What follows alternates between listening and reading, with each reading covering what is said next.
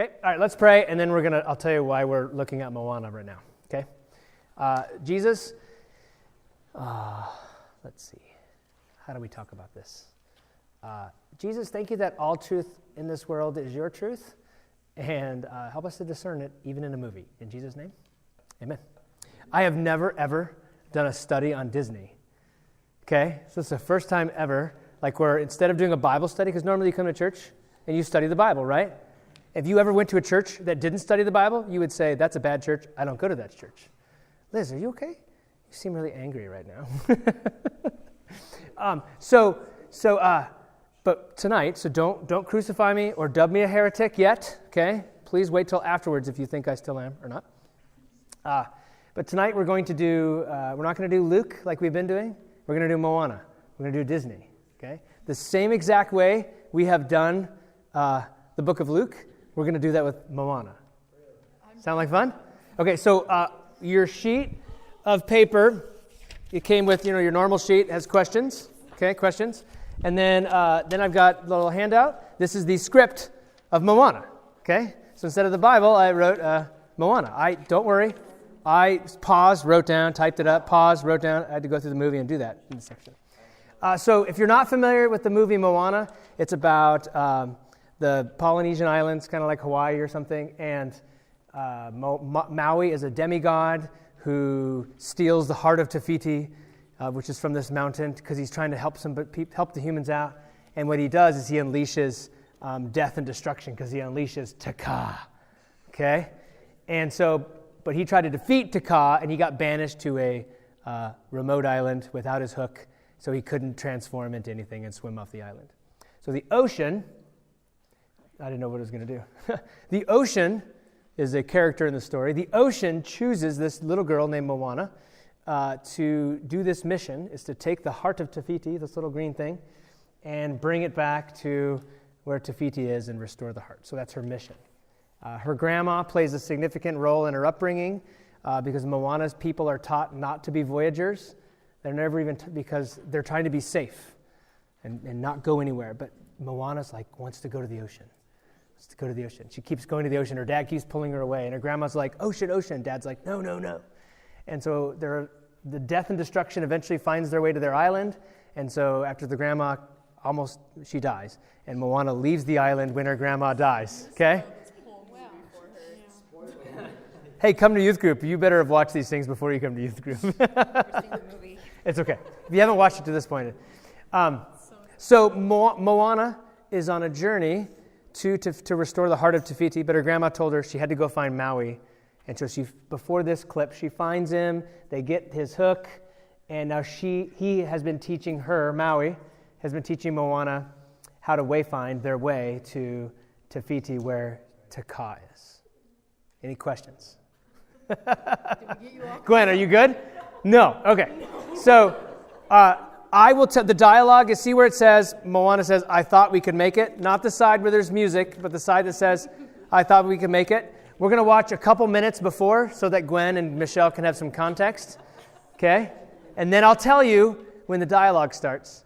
And then we'll do our Moana study in the Bible. The Disney. Okay, here we go. It might be really loud, but oh well. I know. Michelle, you're going to have to rent it now to find out what happens. No clue how that's going to happen. No idea how a Disney movie's going to end? No, it's just, there's no prediction at all. Okay, so here we go. Get your pens, because we're going to go fast. We do this because we're learning about who God is in life, and so take notes. It'll be good. So first question, what happens when two people or more in life attempt to do something and fail? They get mad at each other. Excellent. What else? They turn on each other. Ben? Sometimes they encourage each other and try to get each other Okay. So either they turn on each other or they encourage each other. What happened in this case? There was some of both, and eventually it just Okay. So we could just say They disbanded. Okay. Anything else? Quit. How does Moana respond to failure? She gives up initially. Let's start with the initial. Hold on. Initially, okay, she was trying to think of other possibilities. Okay. Then she quit. Yeah, okay. Then she eventually quit, right? But what was she doing at first?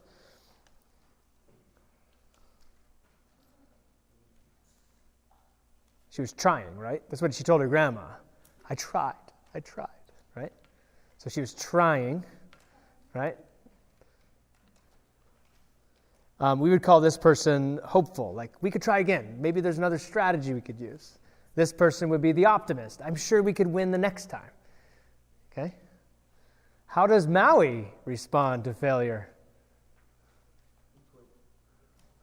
Logan?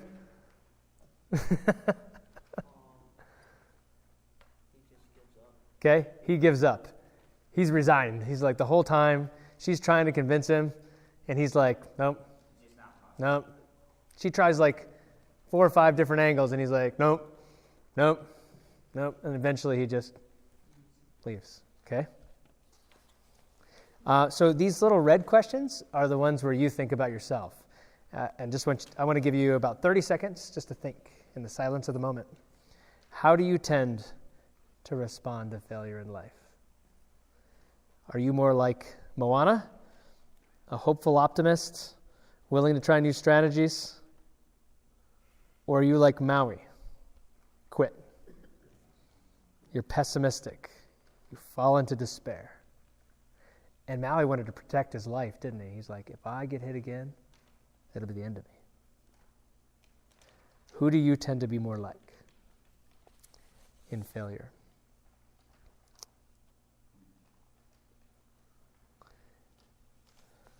When Moana sees how Maui is responding to failure, what strategies does she use to try to convince him to keep trying?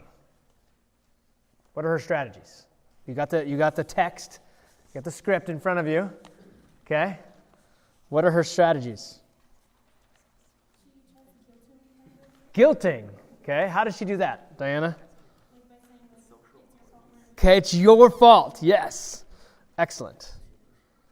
Yeah, isn't it interesting? Yeah, she starts off by saying, we still have to do this. And then she says, you have to do this. So at first she says, we still have to restore the heart. My hook is cracked. One more hit and it's over. Maui, you have to restore the heart. Let's try something new. Yeah, let's do it together. But then when he's defiant, she's like, no, you have to do this. Okay? And realize it's have to. It's not. Have to. It's not like this would be a good idea. You have to. Okay? What else? What other strategy does she use to try to convince that she is what? That she's been chosen by who or what? Chosen by the sea to get Chosen by the sea. So she uses her identity, who she is. I am Moana of Motunui. You will board my boat. Goodbye, Moana. Sail across the sea. I'm not killing myself so you can prove you're something or not. And restore the heart of Tafiti. The ocean chose me. It chose wrong. You've seen this too many times. I'm reading. It was like, Hey, this is too close to me. Don't be saying anything mean. You realize for a second there she says, I will restore the heart. Oh, then she says, I will. She switches to I instead of you, instead of we. Okay. What strategies do you use to either convince others or to convince yourself to keep going? What are strategies you use in your own life to go, I can't give up, I got to keep going? What strategies do you use to do that for yourself? Take a moment and just think about that. Okay. Do you guilt yourself? Do you fall into despair? Do you just eat a bag of potato chips? That's going on. What? Do you destroy stuff? Do you get online and slam someone and you feel better that way? Or a host of other, maybe certain addictions we might have, like So you go to those because those will make you feel better. What? Like the bag of potato chips. Yeah, gluttony. Okay. All right, Maui says, without my hook, I am nothing. Why does Maui say this? Why do you think? What, Chance? No, nothing. I was kidding. Oh, he's joking around. He thinks this is funny. Dan? That's where he finds his identity. It's his object of strength. And what, Emily? That's where It's he thinks that's his identity. That's his identity. So what's happening with his identity right now? It's under threat. Yeah, it's about to be destroyed. It's half broken, half dead, half gone. And he's like, if I lose this, I'm nobody. Right? What is Maui protecting? Emily already answered. His identity. Red question again. This gets personal. We don't stop long enough in movies to let it get personal. How do you tend to respond when your identity, who you are and how you define yourself, what do you do when that identity is threatened? How do you respond? So this is why when guys say certain kinds of words to girls, why girls will remember it for 50 years. Because if a guy says, you're ugly, or you're fat, or you're whatever it might be, like, guys, we don't think about those words because we say them to each other and it doesn't affect us at all. Guys to guys, it's just different that way. Girls, their identity is wrapped up in those kinds of things, and so when we say those things, it cuts to the core. And then the girl's going, even if they don't like you, even if they think you're stupid, they're still wondering, if a stupid person thinks that way, what do real people think about me? So how do you tend to respond when your identity is threatened? And guys, when our strength and our power and our significance is threatened, basketball players, hockey players, wrestlers, skiers, fishermen, and your identity is threatened, what do we do? Okay. All right, flip. So what is Moana's identity? Moana. What does she say? When she's telling Maui why he needs to come and do these things, what does she say about herself? I am what? I am chosen. What else? Who else is she? So she's chosen. She's Moana. What else? What? She loves her people. No, we're on the first part still. Don't get ahead of us. We're still on the I am Moana of where?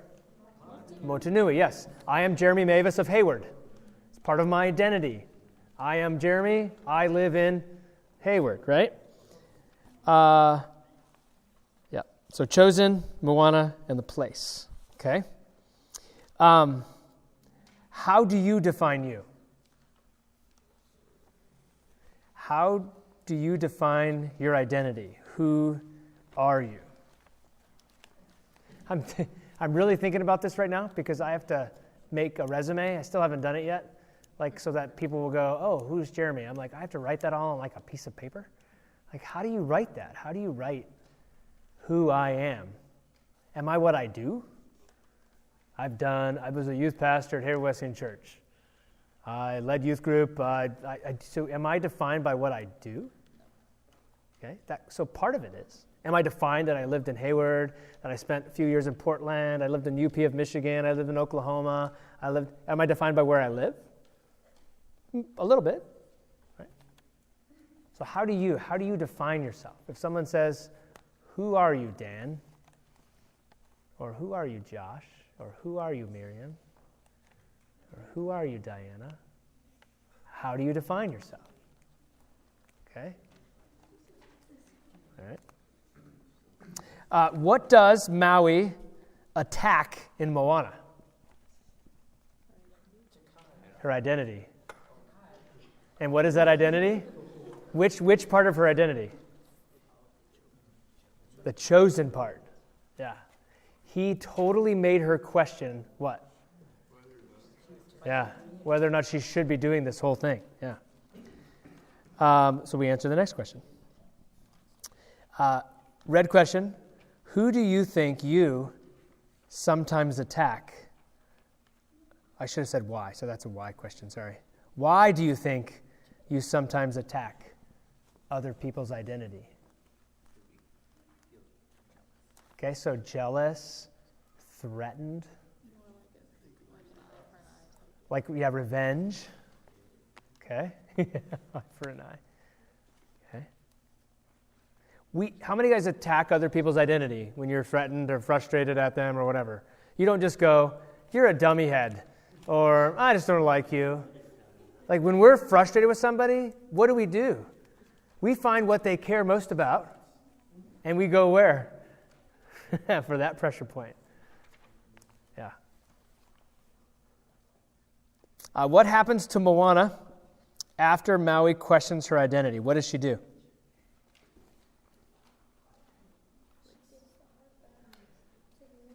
She gives the heart back to the ocean. She gives up. She quits. She does, hey guys, listen. She does what Maui did. It just took her a little bit longer. Right? So a person's decision to quit with somebody who wants to keep going might affect that person who wanted to keep going and will actually make them want to quit. So our actions affect other people's actions. Okay? Simple question. Who shows up to seemingly looks like it's the good, happy part of the story to encourage and re-energize Moana? Gma, Grandma. She's the village crazy lady, she's called. Okay? Does Moana lie or tell her grandma the truth, Gabe? Teachers dream for those moments when they're catching people not paying attention and they call on them and they go, what? I've done this with kids before and they haven't been paying attention and they answer the question. I'm like, oh, darn it. Sorry, Gabe, you weren't that good. Gabe, does Moana lie or tell her grandma the truth? Well, of course, she tells her the truth. Of course. She says what? What does she say, Gabe? She says the truth. It's at the bottom of your sheet, Gabe. It says at the bottom of your sheet. You forgot that sheet. Josh, we go get the sheet for Gabe. Gabe needs to be involved. Oh, there we go. She says she can do it. Yeah, but before that, what did she say?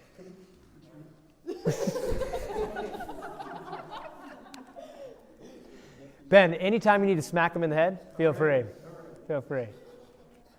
ITRIED.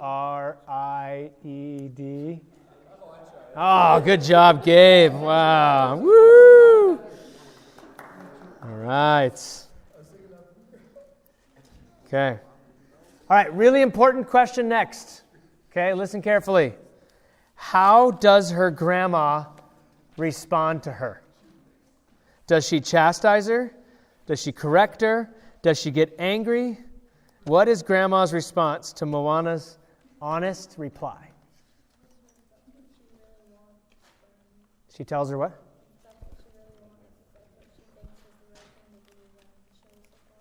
Okay, so she's supportive. She's what we would call gracious. She offers a ton of grace, right? Does she say, you idiot, come on, what are you, weak? Right? This isn't Rocky and his coach, right? It's a totally different movie. My daughters would be traumatized if that was the next.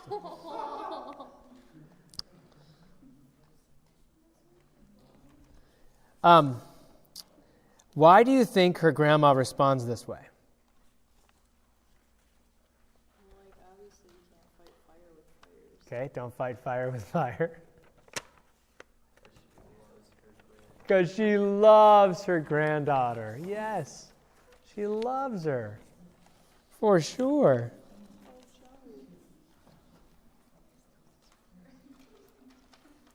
How do people in your life respond to your failures? Hey, Sam. Thanks. How do people in your life respond to your failures? So I'm not just thinking about your parents. I'm also thinking about your friends, your coaches, the people you look up to in your life. How do people respond in your life? So if your coach, if you mess up, how does your coach respond? Right? Criticize, chastise, correct, right? How do you want them to respond?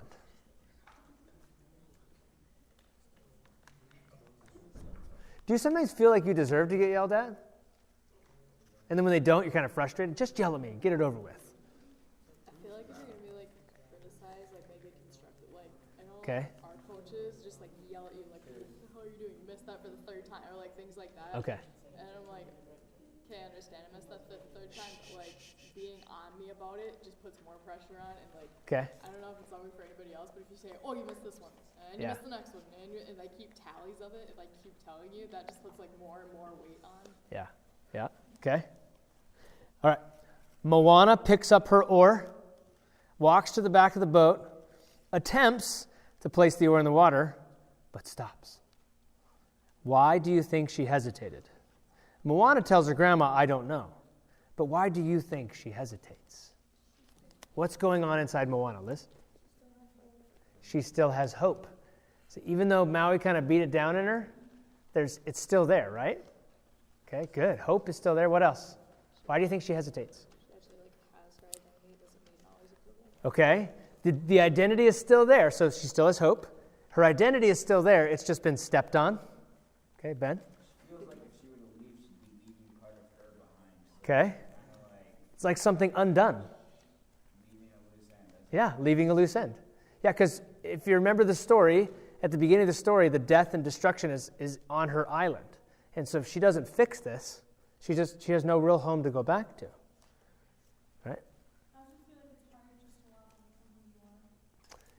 Yeah, you might want to, but it's kind of hard to. You still are you. Yeah. Oh, Diana, that's a good one. We are still trapped with who we are. Right? And sometimes we feel blessed by who we are, and sometimes we feel trapped by who we are, don't we? Okay, here we go. We get to the singing part. This is the best part. Me and Brenna and Emma back there were having a blast singing. Moana's grandma sings a song. Why? Why is the content of this song so important, Liz?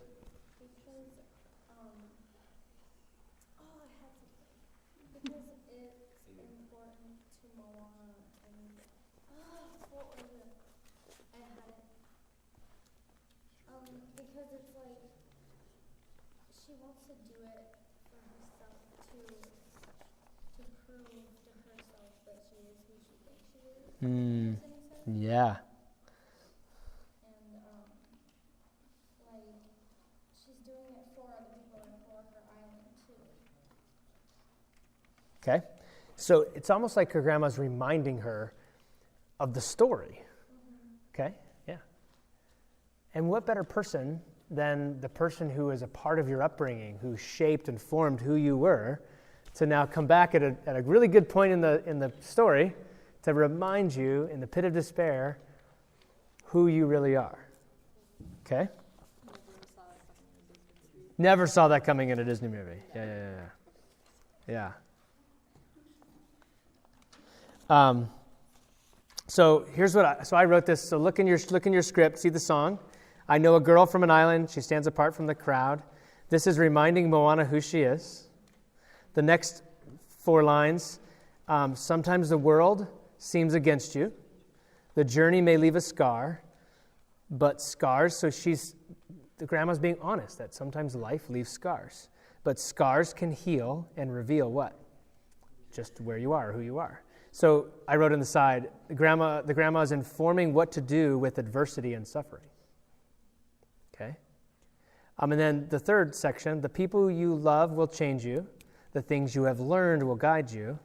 Nothing on earth can silence the quiet voice still inside you. I wrote, we can learn from life and experience. We can gain wisdom and not to quit. So this whole song is like walking Moana through who she is, what to do with adversity and suffering, and then how to learn from that life experience so she can gain wisdom. And when questioned, when that voice starts to whisper, what do you do? And so she leaves a question for Moana, do you know who you are? And now it's Moana's turn to do what? To what? Sing. What? Yeah. So a good disciple maker, a good coach, a good mentor will show you or demonstrate or walk you through what you might need to do or what you're missing. And then he or she expects you then to either demonstrate to do that and not just learn from the words, but to learn and actually do it. So Grandma tells her these things, and now she goes, who are you, Moana? And so now this is Moana's opportunity to go, here is who I am. Right? So, how does Moana define herself?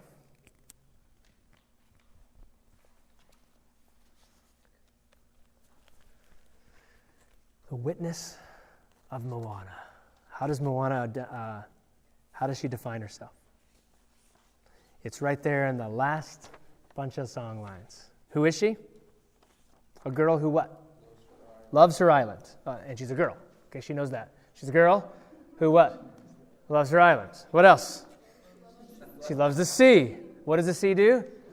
It calls her. Who else is she? A daughter. And she's a daughter of who? Village chief. Who she descended from? What did they do? Elisha's like, okay, here we go. I'm just going to read this to Jeremy. Yeah. And then what has she done so far? I've what? Delivered what? I've delivered us to where we are. So the fact that she's in the middle of the ocean, on a boat, not with her island, she got herself to that point, right? And then what has she learned so far? Well, it just says, I'm everything I've learned and more. Right? So she's saying, everything about who I am right now, I've learned based on who I am. And then I don't really fully understand the next part, because it kind of gets weird. But what I said is, the call isn't external. It isn't out there. It's inside. It will carry you here in my heart. You'll remind me. And so that made me think about how those of us who follow Jesus, that we don't have to live our life based on external circumstances, but on who the Spirit of Jesus inside of us says we are. Right? It's so easy for us to look out here and find out and try to find who we are instead of what God tells us that we are. So what does Moana love? Who are her parents? Who are her ancestors? What does her family do for work and their life? What has she done so far? And what has she learned so far? Using these same categories as Moana, how would you define yourself? What do you love? Who are your parents? Who are your ancestors? How has your parents or your family's jobs, their callings, their work, how has that defined you as you and your family? What have you done so far in your life? So up to high school, what defines who you are based on what you've done? And what have you learned? Contrary to popular belief, teenagers aren't stupid. You don't lack wisdom. You actually have wisdom. I know most people are like, teenagers just don't know anything. No, you do. You have 14 to 18 years worth of wisdom and life experiences. Like, if a fourth grader were to come in here, they're like, oh, you guys are awesome. If a first grader comes in here, they're like, you guys are awesome. They look up to you. They think you guys are the wisest, coolest people in the world. They look at me or they look at Michelle and they're like, you're just adults. You're kind of crusty and old and weird. Jeremy, not Michelle. But you guys are cool because, like my kids would rather hang out with Diana and Maggie and Lydia and Aaliyah, sometimes Elijah and Isaiah, sometimes. But they don't mind. Adults, they love hanging out. Liesel she's been in our house since she was little. All right, so using your categories. And then last, how does God define you? Where would you find the definition of who you are? And how would you come to believe it? Even in the midst of adversity. Okay, if you haven't written anything to this point, I want you to take your pen now, and I want you to write something down. You ready? So get your pen. If you don't have a pen, don't be embarrassed. Go and grab one right now. So you should have a piece of paper and a pen. At the very least, I want you to write this down. Okay? Josh, you good? Okay. Gatlin? No, you need your own because you need to bring this home with you. All right. Ben, you need to help him. Yeah. Okay. All right, I want you to write Ephesians, E-P-H-E-S. I'll say it again. E-P-H-E-S-I-A-N-S,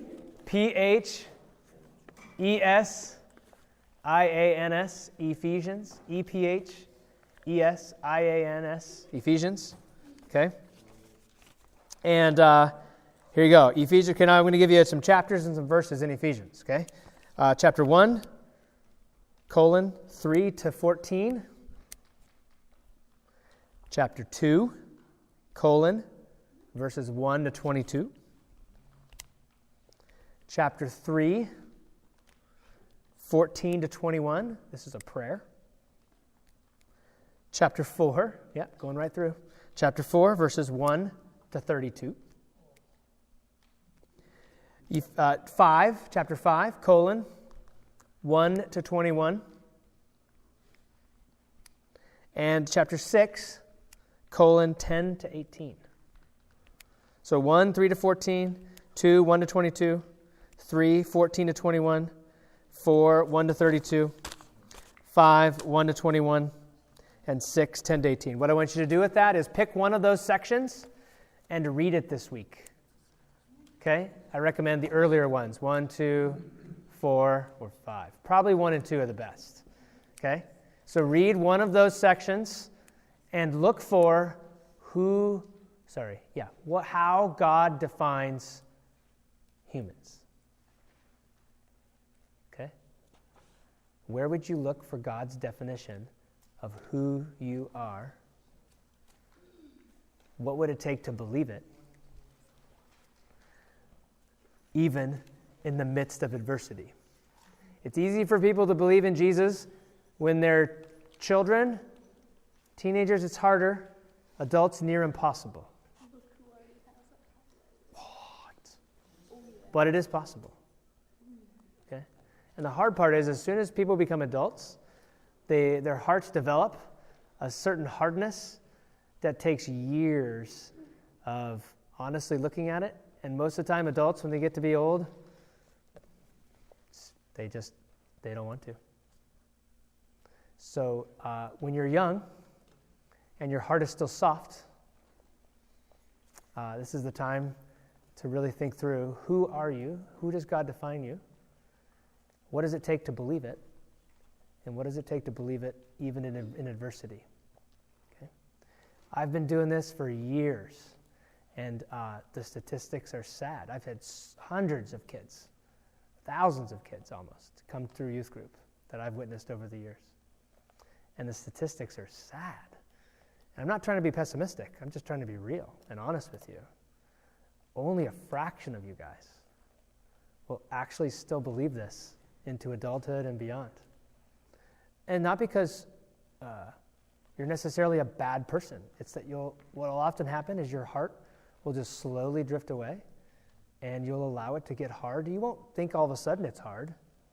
But after 20 years, 30 years, 40 years, you get into these ruts. You got life to do. Your heart just isn't soft anymore. It's hard. So I implore you as a young person to keep your heart soft. Ben? Just want to encourage you, doing what Jamie said, it's just the little things that who you become is ultimately going to be shaped by your decisions. So just remember, as you're making decisions going through high school and college, the little things do matter, because ultimately you're making little choices eventually becomes a huge one. Yeah. Okay. So pick one of the red questions when you're in your groups and spend a few minutes being honest, like Moana, and talking about the witness of Moana and the Disney Bible, the Disney study. Oh, I am a heretic. Oh my goodness. What did you learn in church? We studied Disney. All right.